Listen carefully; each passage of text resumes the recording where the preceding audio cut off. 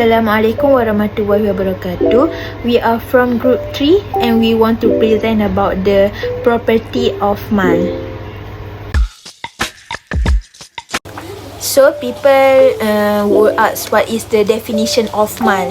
So the definition of mal in Hanafi and Maliki school, mal defined as what normally desired and can be stored up for the time of need. There are two critical criteria in defining mal in this school. The first one is desirability.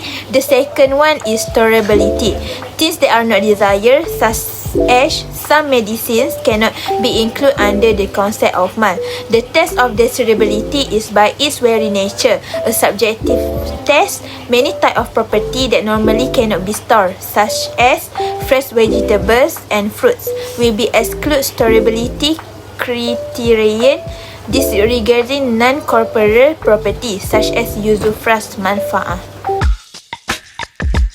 So next, I will explain about the definition of mal in Shafi'i school.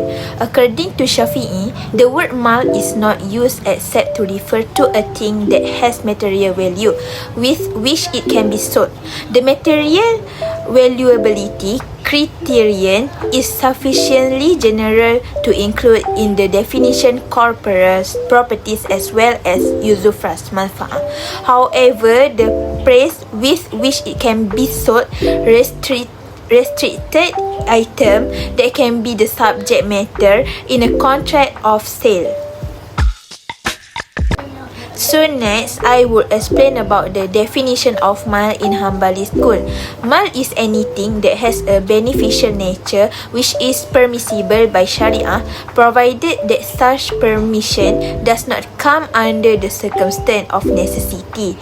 Beneficial nature seems to cover any benefit that might be gained from property, including usufruct.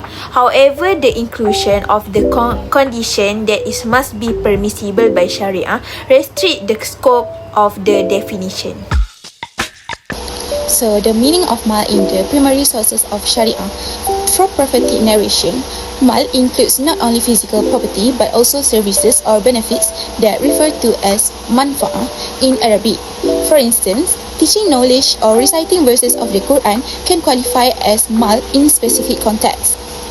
Another example from Sunnah.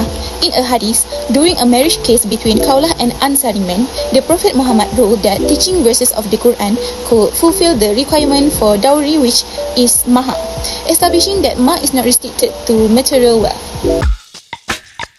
So next is the wages opinion on the definition of mal. Mal is defined as something that has material value among people.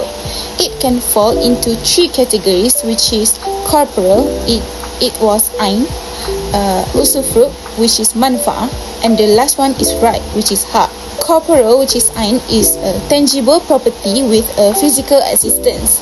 So the second one is usufruct, which is manfaat. It is intangible benefits or utilities derived from something. The last one is right, which is haq. It is special legal or moral entitlements of a property. Next, there are three components of mal, which is corporeal, usufruct, and the last one is haq. The first one is corporeal, which is ain. This refers to physical objects or tangible assets, which, for example, land, gold, or any other item with a concrete existence. The second one is usufruct, which is manfaat. This represents non-physical benefits or services that can be enjoyed in specific ways. For example, the right to use a rented house, skills, or knowledge. The last one is haq, which is right. Indicates legal or exclusive rights associated with property. For example, ownership rights, intellectual property, or inheritance rights. Now let's begin by discussing the classification in terms of lasting the mal. Firstly, we have the category of istilaki, which refer to non-lasting items. These are things that can only be used by changing or destroying their original form. For example, food. Once consumed, it cannot return to its original state. On the other hand, we have istimali, which represent lasting items. These are items that can be used repeatedly without altering their original structure. A good example would be a book, which can be read multiple times while retaining its form. And now, what are the benefits of this classification?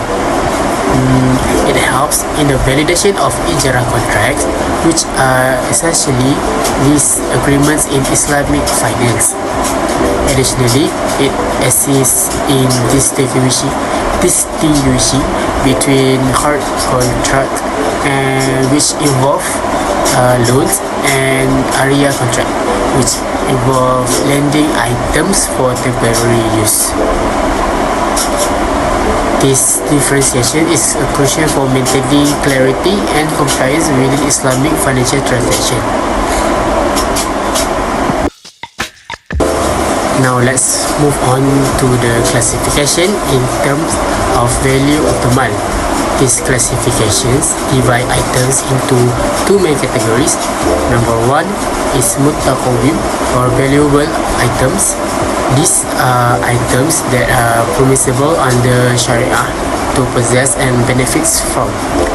For example, a car is a mutaqawwim item because it holds value and is lawful to own and use. Number two, mutaqawwim or non-valuable items. These are items that are not permissible under the Sharia to possess or benefit from. Example include a pig or a dead animal.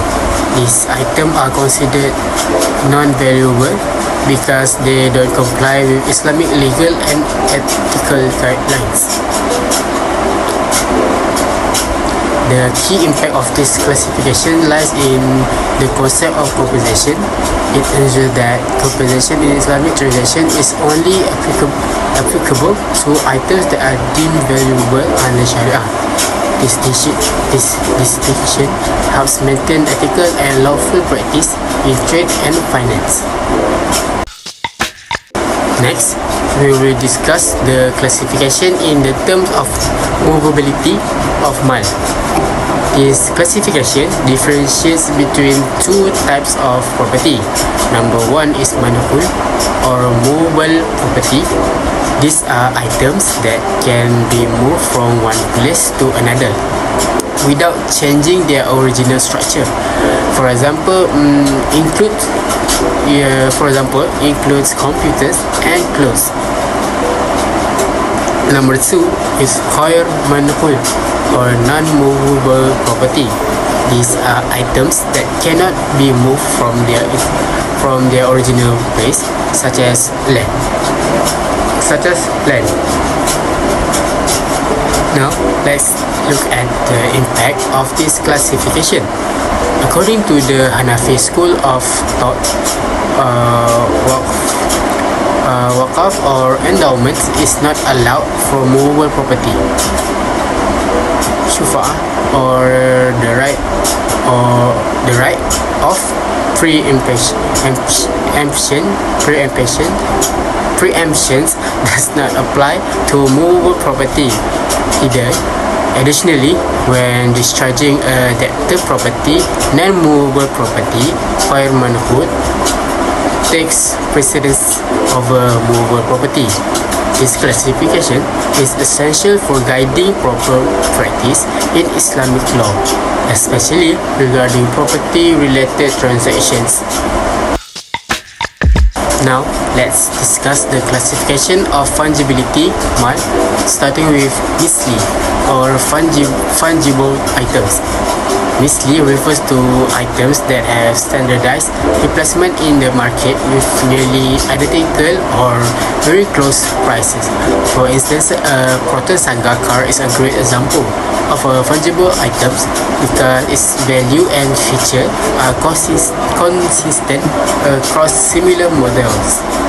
When it comes to classification in terms of fungibility, Miscellaneous property can be divided into 4 listing types. Number 1 is item measured by volume, such as milk. Number 2, items measured by weight, such as gold. Number 3, items that can be counted like eggs. And lastly, number 4, item measure using length or yard, like clothes.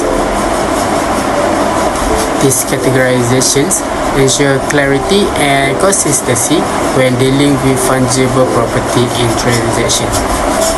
Now we have CREAMY, which refers to non-fungible items. These are items for which no exact equivalent exists in the market, or if a similar item is available, its price varies significantly. Example of non-fungible items include animals, work of art, used car, or antique watch. Each of these items has unique characteristics that make it challenging to find an identical replacement. The significance of this classification lies in its application to 2 key areas. First, compensation. Non-fungible items often require special considerations when determining fair value in dispute or transaction. Second, riba al-fadl. This classification helps in ensuring compliance with Islamic financial principles, especially when addressing issues related to interest or unfair trade practice. Understanding these distinctions is essential for maintaining fairness and accuracy in Islamic financial dealings.